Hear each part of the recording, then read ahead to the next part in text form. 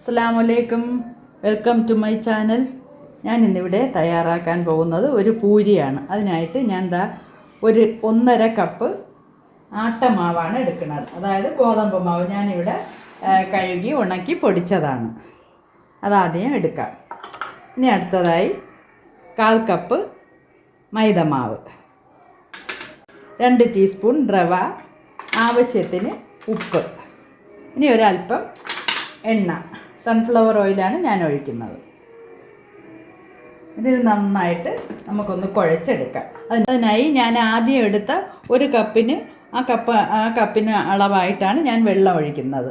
വെച്ച് നമുക്ക് നന്നായിട്ട് ഒന്ന് മിക്സ് ചെയ്തെടുക്കാം.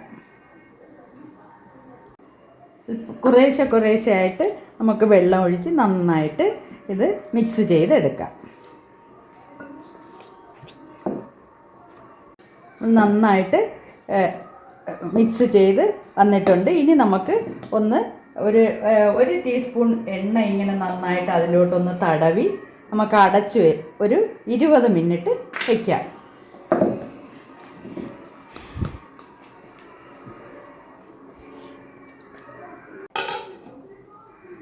നമ്മളെ മാവ് അരമണിക്കൂർ റെസ്റ്റ് ചെയ്യാൻ വെച്ചിട്ടുണ്ട്.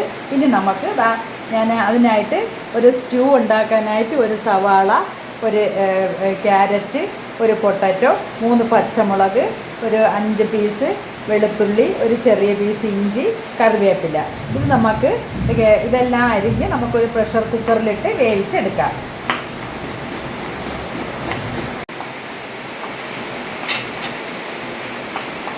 എല്ലാം ഞാൻ നന്നായി അരിഞ്ഞു വെച്ചിട്ടുണ്ട്. ഇനി നമുക്കൊരു പ്രഷർ കുക്കറിലോട്ടിട്ട് നന്നായിട്ട് വേവിച്ചെടുക്കാം.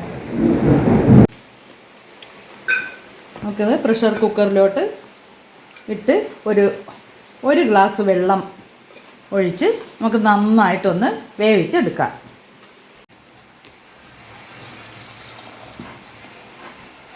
ഒന്ന് അടുപ്പിലോട്ട് വയ്ക്കാം. നമ്മളെ പൂരിയുടെ മാവ് നല്ല സോഫ്റ്റായിട്ട് വന്നിട്ടുണ്ട്. ഇനി നമുക്ക് ചെറിയ ചെറിയ ഉരുളകളായി എടുത്തിട്ട് നമുക്ക് നന്നായിട്ട് പരത്തിയെടുക്കാം. ഇതുപോലെ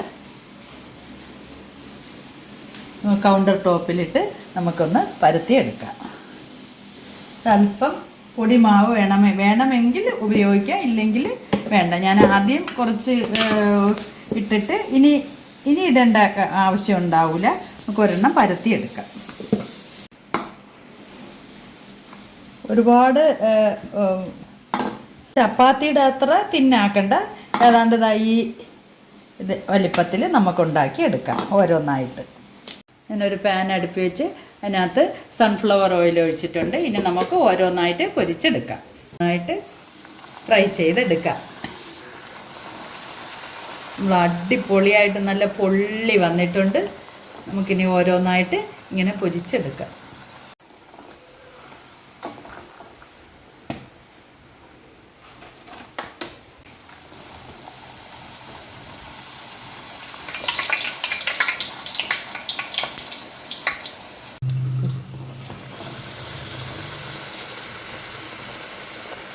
നമുക്ക് പ്രഷർ കുക്കർ ഒന്ന് തുറന്ന് നോക്കാം. നന്നായിട്ട് വെന്തിട്ടുണ്ട്. ഇനി നമുക്കൊരു താളിപ്പ് കൂടി ചെയ്യാം. അതിനായി ഞാനൊരു പാൻ അടുപ്പിൽ വെച്ചിട്ടുണ്ട്. ഞാൻ 2 സ്പൂണ് ഓയിൽ ഒഴിക്കാം. അല്പം കടുകിടാം. ഇനി ഒരു 4 ഉണക്കമുളക് 2ആക്കി ഇടാം. ഒരു തണ്ട് കറിവേപ്പില ഇടാം. ഇനി നമുക്ക് ആവശ്യത്തിന് ഉപ്പ് ഇതിലോട്ടിടാം. 1/2 ടീസ്പൂൺ മഞ്ഞൾപ്പൊടി ഇടാം. നന്നായി ഒന്ന് ചുമന്ന് വന്നതിന് ശേഷം ഇനി നമുക്ക് വേവിച്ച് വെച്ചിരിക്കുന്ന ഉരുളൻകിഴങ്ങ് ഇതിലോട്ടിട്ട് നന്നായിട്ട് മിക്സ്